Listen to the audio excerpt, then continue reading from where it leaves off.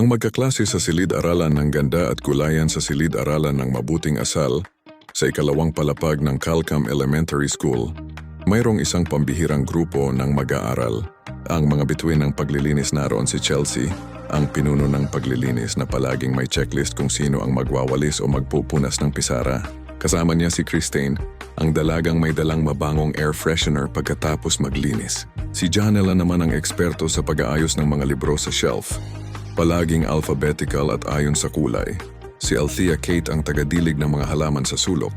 Samantalang si Bhai Zahara ang nag-aalaga sa maliliit na gulay, kamatis at talong na nakapaso. Si Rhea May ang tagaayos ng mga upuan. Sinisigurong tuwid ang lahat bago umuwi. Si Gia ang may daladalang basahan at sabon. Si Chris Marie ang taga-ipon ng mga kalat. At sina Vanessa at Patricia ang magkatulong sa pagliligpit ng mga gamit pagkatapos ng klase. Sila ang pangkat na kilala sa pagiging mababait, magagalang at mapaglinis. Ang kanilang silid-aralan ay laging amoy prutas at sariwa. May mga halaman na luntian. At sa pisara ay nakasulat palagi ang magandang umaga bago magsimula ang klase. Ang hari ng kasiyahan at kuluhan sa kabilang banda, naroon ang grupo ng mga lalaki. Sina Al-Zahid, Jamod, John Paul, Fernando, Josh, Mark, Adrian, Haizam, Jimboy at Amir. Sila ang tinaguriang energy boys ng silid. Palaging may energy, malikot at puno ng tawanan. Kapag break time, sila ang naglalaro ng text o sipa sa loob ng silid, kahit bawal.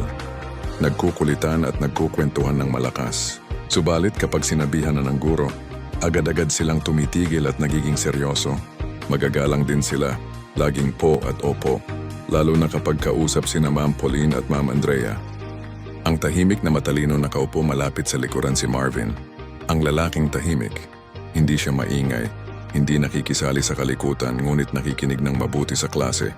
Minsan, kapag sobra na ang ingay ng energy boys, si Marvin ang tahimik na nagtataas ng kamay at nagpapaalala, "Ma'am, may itatanong po ako tungkol sa lesson."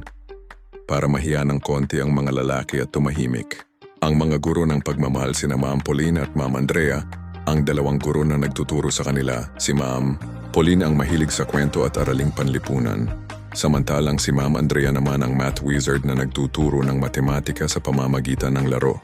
Parehong mahusay magturo at mahigpit sa disiplina, ngunit puno ng pag-unawa, ang pagsubok at pagkakaisa sa isang araw. Habang absent si Ma'am Pauline at nag-iisa lang si Ma'am Andrea, biglang nagkaroon ng insidente. Habang naglilinis ang mga babae, biglang nagtampisaw ang mga energy boys sa kanilang laruan at natapon ng lupa ng mga halaman ni Bhai Zahara. Nagkagulo. Sa halip na magalit si Chelsea sa pamumuno niya, ay tahimik na linisin ito. Nakita ito ni Marvin. Tumayo siya at sinabihan ang mga lalaki, "Tulungan natin sila." Nagulat ang lahat, lalo na ang energy boys. Sa unang pagkakataon, sila ay tumulong sa paglilinis ng walang biro o kantyaw.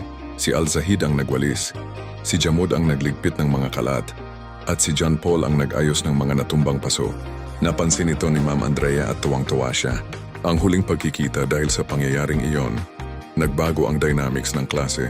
Hindi na gaanong magkahiwalay ang mga babae at lalaki sa mga gawain.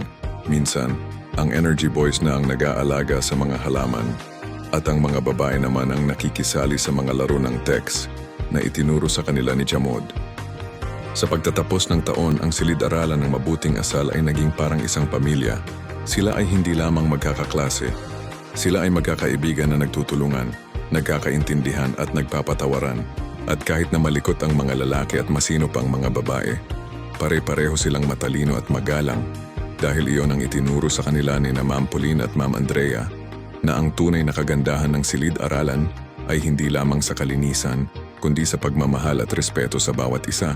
At sa sulok ng silid malusog na namumunga ang mga kamatis at talong, tanda ng kanilang pagsasama at paglago.